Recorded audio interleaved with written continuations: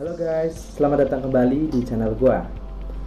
Seperti kita ketahui, seleksi masuk PTN di tahun 2023 nanti akan mengalami transformasi yang cukup signifikan.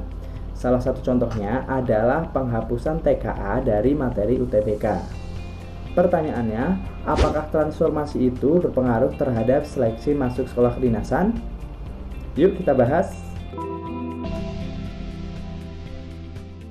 Sekitar seminggu yang lalu, Pak Mendikbudristek yaitu Pak Nadiem Makarim udah menyampaikan secara resmi informasi tentang transformasi seleksi masuk PTN di tahun 2023.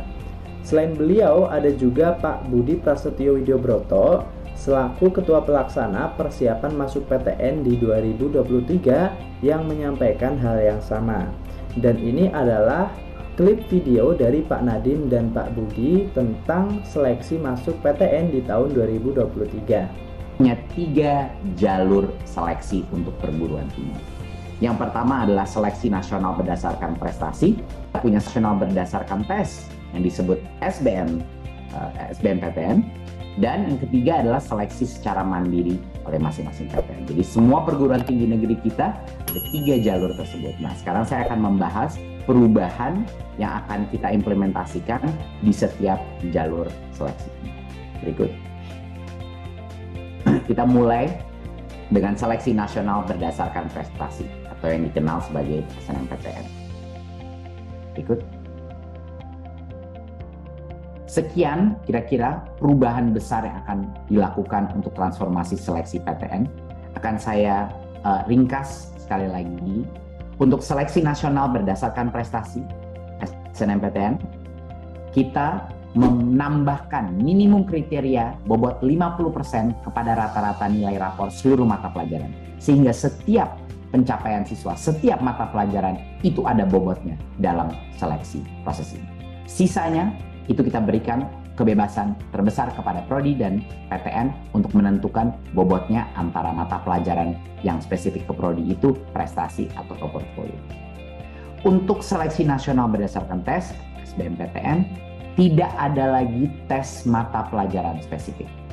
Hanya ada satu tes skolastik yang mengukur potensi kognitif, penalaran matematika, literasi dalam bahasa Indonesia dan bahasa Inggris.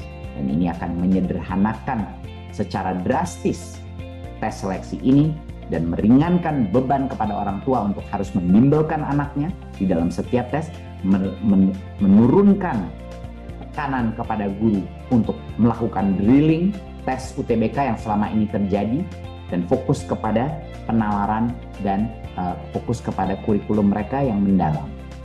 Dan untuk seleksi secara mandiri, kita akan meningkatkan transparansi dan akuntabilitas dan memberikan kesempatan untuk masyarakat untuk mengawasi proses pelaksanaan tersebut dengan memastikan bahwa PTN mengumumkan semua kriteria dan proses daripada seleksi jalur mandiri.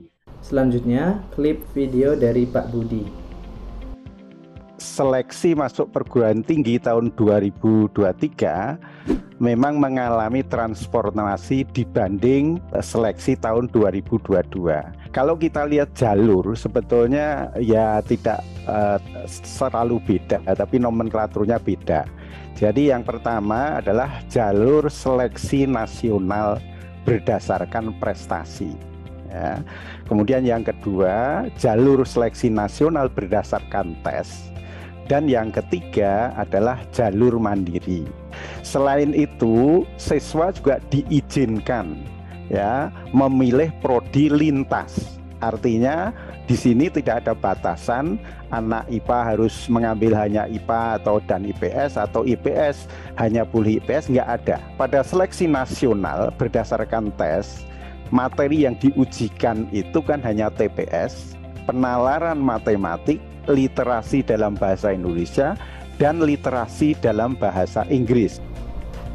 Oke guys, jadi kesimpulan dari apa yang disampaikan oleh beliau berdua, yang pertama adalah perubahan nomenklatur atau nama.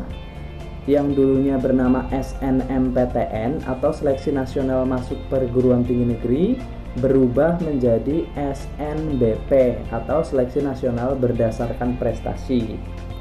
yang dulunya bernama SBMPTN atau Seleksi Bersama Masuk Perguruan Tinggi Negeri berubah menjadi SNBT atau Seleksi Nasional Berdasarkan Tes.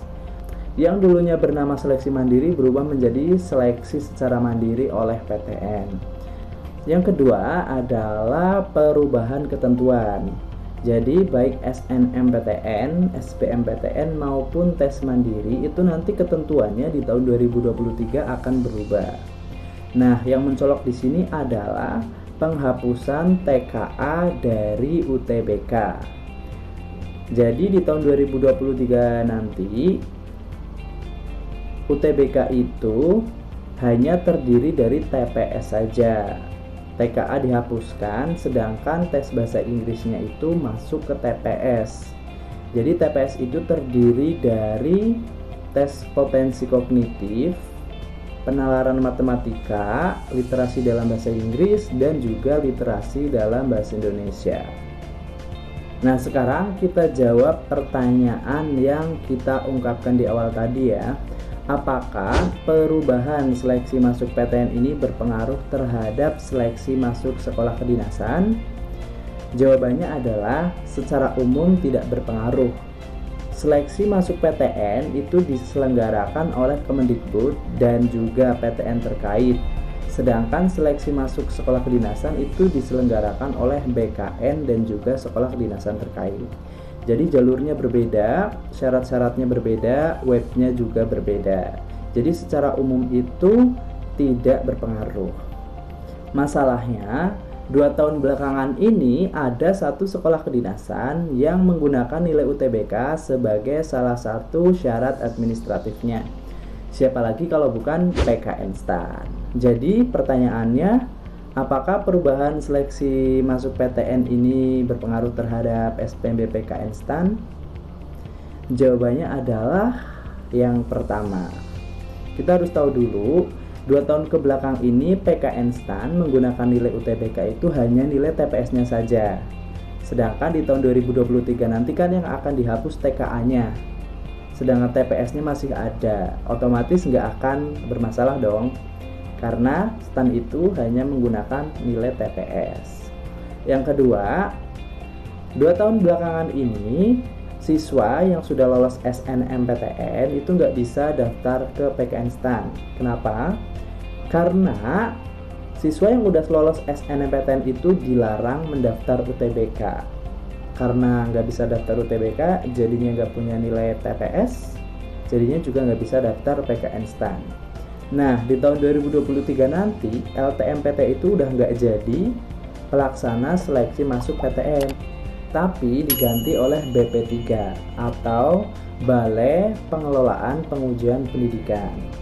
Jika ketentuannya masih sama, maka siswa yang lolos seleksi nasional berdasarkan prestasi atau SNBP nggak bisa ikut seleksi nasional berdasarkan tes atau SNBT, sehingga mereka tidak bisa juga ikut SPMB PKN STAN. Tapi karena perubahan pelaksanaan ini bisa jadi nanti ketentuannya berubah ya. Kalau misal ketentuannya berubah, siswa yang lolos SNBP itu diperbolehkan untuk ikut SNBT, maka mereka yang lolos SNBP bisa juga mendaftar SPMB PKN STAN. Kemudian STAN itu kan menggunakan nilai UTBK di 2 tahun belakangan ini karena sudah melakukan perjanjian atau MOU dengan LTMPT. Nah, kalau LTMPT diganti oleh BP3, otomatis STAN juga harus melakukan perjanjian kerjasama atau MOU lagi dengan BP3. Seandainya nanti STAN berhasil menjalin kerjasama dengan BP3, maka otomatis STAN juga bisa menggunakan nilai TPS.